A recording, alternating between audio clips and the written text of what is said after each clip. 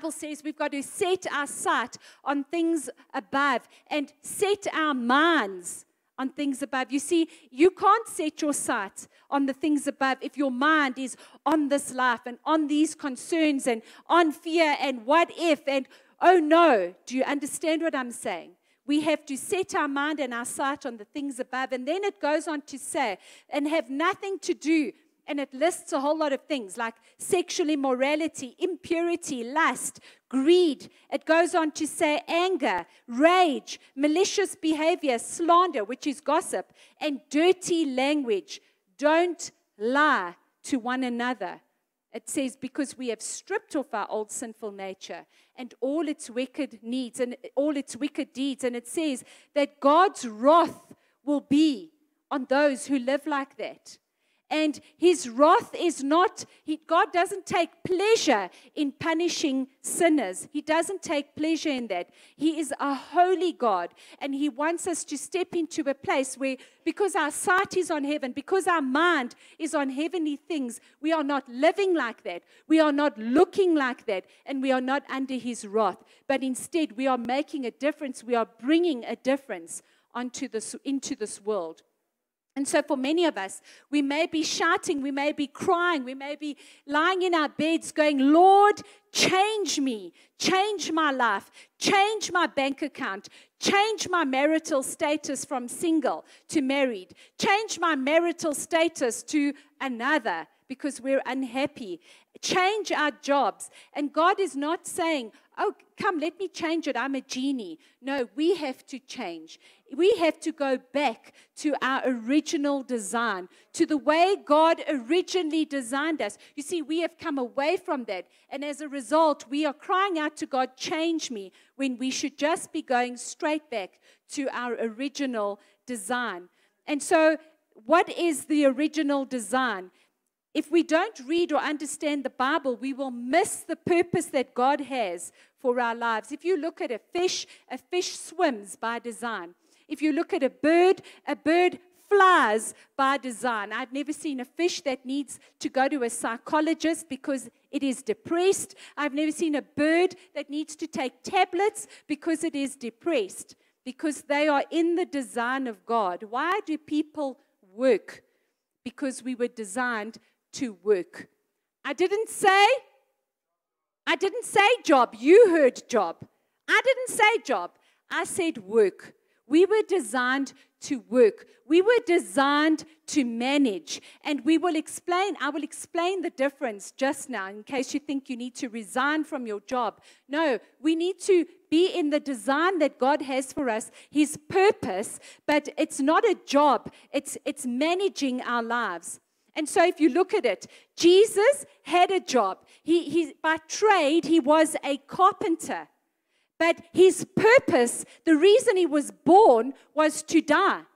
The reason that he came onto the earth was to bring salvation to all of us. He didn't make catalogs with the most, I'm sure he created beautiful things, but it was not what he lived for. It was not what he lived for. Paul, the Apostle Paul, was a tent maker.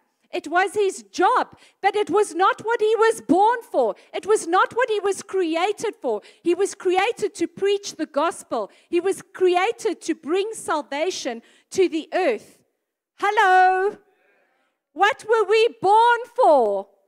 To bring salvation to the earth. Say, that's me. Say, that's me. Yes, you're talking about yourself. Do you realize? Yes, in case you were thinking, that's me. No one controls you except the one who created you. And the reason why I'm saying that is you're not designed for a job. A job is not there to control your life. You see, if your boss is your provider, your boss controls you. You fear your boss. If your boss says to you, work on Sunday, what do? You work on Sunday. But if God is your provider, you work your 8 hours every day, but on a Sunday you're in church. In the evenings you're running a cell. You are going to cell. You are changing the world. Yes, you. Say, that's me. God's word is clear about going to church. His word is clear. And so God designed you to manage. You're a manager. If you're not managing something, you're failing. You see, the problem is that most people believe they are followers. You were born to be a leader. Don't die a follower. Our nation is filled with young men flying as high as a kite because they don't believe they're a leader. You get what I'm saying? It's not funny. Whenever we say, I am aware that we have a nation full of young men who are Christians in the church, who go out of a service and get as high as a kite. You are following, as Bishop Ariel would say, herbs. You're a leader. You were born to lead, not be high or drunk. We have a nation full of young girls who, because they don't understand they are leaders and not followers, are falling pregnant. And there is no condemnation here this morning. There is no condemnation. We as a church will stand with any single person and help them through life. But people are living second-class lives because they don't understand they were born to be leaders. And instead they're dying as followers. And so life is about management. You have the ability to manage your life. I know you think you can't, but you have the ability to manage your life. You have the ability to say no. Did you know that? You have the ability to say no. You have the ability, if you are managing yourself, you have the ability to say no to porn. You are not too weak. You have the ability to say no to drugs. You are not too weak. You have the ability to say no to sex outside of marriage. You will not die, and you are not too weak. We are being lied to. And as a result, because we are not managing our lives, we are not managing our wives, we are not managing our husbands, well, that's not the wife's job, but our families, our children, our disciples, our career. Do you know that we were born to minister to people? That's why you think your opinion's so important. Because we were born to minister to people. We were born to speak the word to them the way Jesus would. When we're in the workplace, in our home, without judgment, when people are talking, we were born to give them the answer, the word, the answer that's in the word, not our opinion. You hear so many people argue their opinion. If you are a lousy leader, your life is bankrupt. Okay. If you are a lousy leader, your life is bankrupt. If you are a lousy leader, your life is bankrupt. You can be rich and be bankrupt. How do I know this? Because rich people commit suicide. A lot more than poor people commit suicide. You see, we think money is the answer. But if you have money and yet your life is purposeless, your life is bankrupt. And so, point number 1 this morning, I'm going to ask someone to sort out the fan for me. It's worrying my papers. Number 1, management is the primary goal of mankind.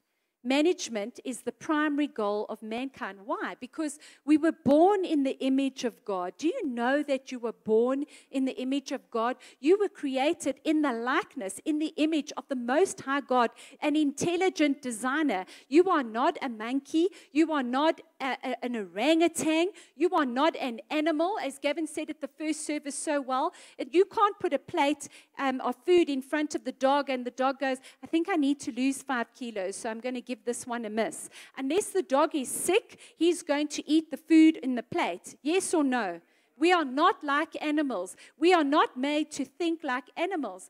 And God has placed ability on the inside of us to do all things. I can do all things through Christ who strengthens me. But for so many of us, the ability is trapped on the inside of us. For so many of us, we believe we can't. We believe we won't. We believe we will never. We believe if only. We believe I should have. And God is going, it's inside of you. It's all there. I have given you everything you need. The ability is there. But you know, nothing becomes fruit unless it grows. And so we have to grow. Because we cannot become fruitful, we cannot multiply, we cannot take dominion, and we cannot rule if we do not grow. Yes? And so number 2, whatever you fail to manage, you will lose. If you fail to manage in your job, guess what? You will lose your job. They will give your job to someone else who will not fail to manage. If you fail to manage your wife, you will lose your wife. You will lose your home. You will lose your children if you fail to manage your children. And I want to share a story, and if the person happens to be, I hope you don't mind me sharing the story, but yesterday there was a young man who has never, I don't believe in his whole life, he's never had a father who has rebuked him for doing the wrong thing. By the way, how many young men are like that in our nation? And he had done a whole list of really bad things, and his attitude was really bad. And Gavin called him into the office. Gavin was furious. And you know it takes a lot. Gavin doesn't lose it. And he hadn't lost it. He was right. This is it. I'm drawing the line with your bad attitude. I'm drawing the line with the stealing. I'm drawing the line with this. And he just carried on. He said, it's not happening here anymore. And for the first time, I looked at this young boy's face and I thought, my heart broke. I thought, you've never had a father who shouted at you. He is poorer in his spirit for that. You don't understand how much richer you are when you have someone in your life who loves you enough to rebuke the living daylights out of you. You don't understand. You think they hate me. How dare they do that? Because we haven't grown up like that. There's a nation of parentless kids happening. And the hurt, and he got emotional. We asked him later on, do you have a father? No. And you could see the pain of that. And we explained to him, you don't have to be that which you've experienced. You can be different. You have a whole lot of fathers in this church who will love you, who will rebuke you, who will lead you, who will guide you. I want to say to you, if you're a young man sitting here, and you've been let down in your life, don't repeat the mistake. Because I will be the first person to put my finger in your face and say, and you had unforgiveness towards your father, you are a hypocrite. Because if you become that which you hate, you are a hypocrite. If something has hurt you, become better. Not out of arrogance, because you've had an encounter with God and He's changed you. Don't repeat the pain of the past, but you cannot unless you forgive and you change. I really want to encourage you with that. And so point number 3, and this is where we're going today, is God's measure for trusting you. God's measure, the way He will measure, the way He trusts you is your management ability. And then He will give you finances. And then He will give you people. But His measure is your management ability. In Matthew chapter 25, verse 26, Jesus speaks of a parable. He tells His disciples a parable where He came and to 3 servants He gave one 5 coins, one 2 coins, and the other man 1 coin. And He said, go and invest. I want you to increase this. And when he came back, the one with the 5 had doubled it to 10. And He said, well done, good and faithful servant. And the one with the 2 had doubled it to 4. And He said, well done, good and faithful servant. But to the one who had 1, He said, oh, I know you're a very difficult man. You're very harsh. I just stuck it in the ground, so when you come back, at least I've got it. I didn't lose it. And He said to him, you wicked servant, you lazy servant. And it ends where He says He was thrown, where there will be gnashing of teeth. And I actually want to read you from the Amplified. This is what He says to him. For to everyone who has and values his blessings and gifts from God and has used them wisely, more will be given. And he will be richly supplied so that he will have an abundance from the one who does not have. But because he has ignored or disregarded his blessing and gifts from God, even what he does have will be taken away. Are you ignoring and disregarding your blessings from God? Or are you using them wisely so that more can be richly supplied? You see, we want more, but what we have, we're managing terribly. We want a husband, we want a wife, but we can't even manage our family relationships. We want a husband or we want a wife, but we can't even manage ourselves. And God is saying, before I answer you, can you manage yourselves? Can you become a better manager of your life? You see, you can never be entrusted by God with things unless you become a good manager. You can even manage your life without a title. You are the CEO of your life. Are you a good CEO of your company, or are you a bad CEO? And so if you want to prosper financially, you need to be a good manager of your tithe. If you want God to increase His trust in you, you need to manage your life differently. And secondly, you need to be saving. Because if you're not saving, you're mismanaging your money. You see, we are all businessmen and businesswomen over here. We are businessmen. You are a businessman. Or you are a businesswoman. So I want you to say, I'm a manager. I am a leader. I am in charge. Yes. And number 4, God will give to whoever effectively manages his life. I want you to think about that. Do you manage your life? Do you wake up in the morning and know you're going to do this? Or do you look at the weather? I literally have people who tell me that the weather manages their life. I'm like, no. Are you telling me you go to work? You don't go to work when it rains. The weather controls you. We have people who don't go to work in our nation because it's raining outside. Really? We have kids who don't go to school because it's raining? No. No, we need to manage our lives effectively. And if you manage effectively, God will give you more. You see, we believe the rich we must take stuff from the rich and we must give it to the poor. It's not how the Bible works. If you look how the Bible works, it's the one that's poor, the one that didn't do anything with his money. Jesus says, give it to me. And he gives it to the richest one. Not shame the one with 5. No, give it to the one with 10. Because he knows how to use it. He knows how to be effective. And I want you to think of the word businessman. It says busyness.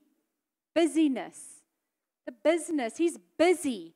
He's not lazy. He's busy. He knows how to manage his time. You see, rich people have lots of time. They're busy, but they know how to manage their time. Poor people have no time because they mismanage their time.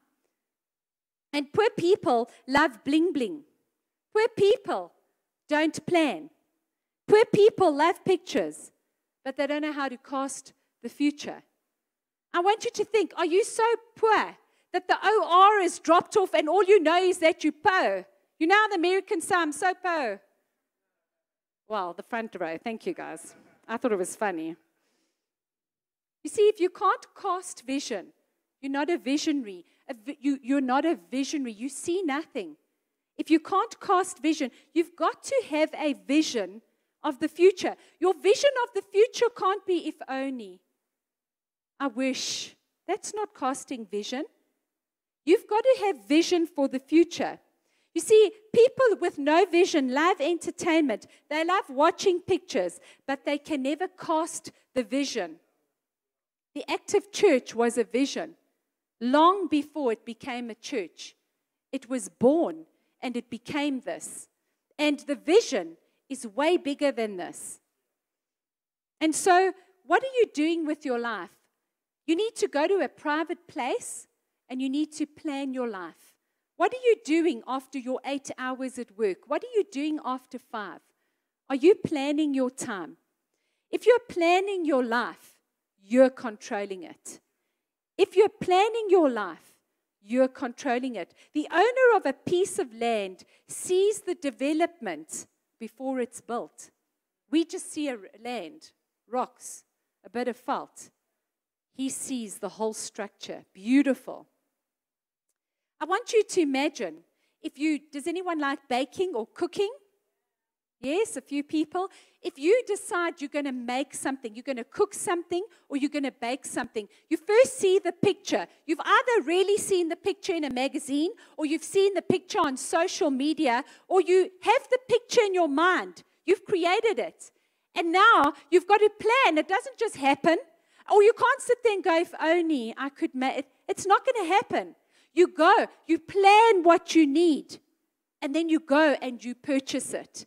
You get the ingredients, and then you manage your time. You begin to make it. You know that it needs this amount of time in the oven. So you can't make it and go, oh, shucks, I need to go to work and leave it, or switch off the oven. You've got to plan it.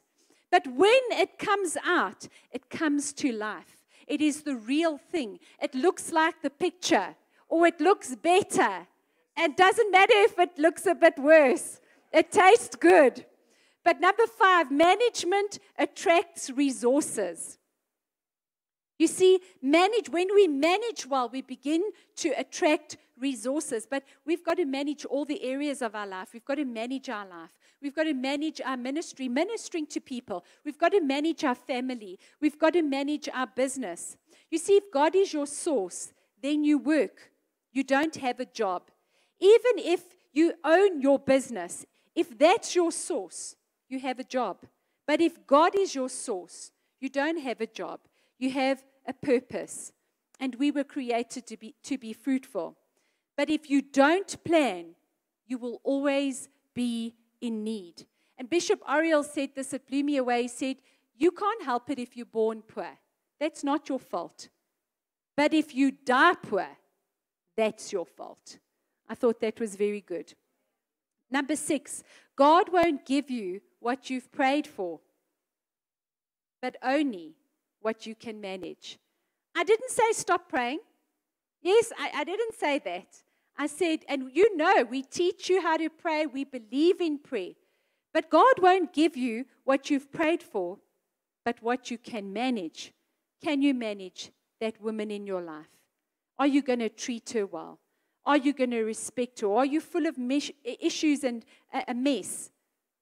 Mess and issues. Missues. Are you full of those things?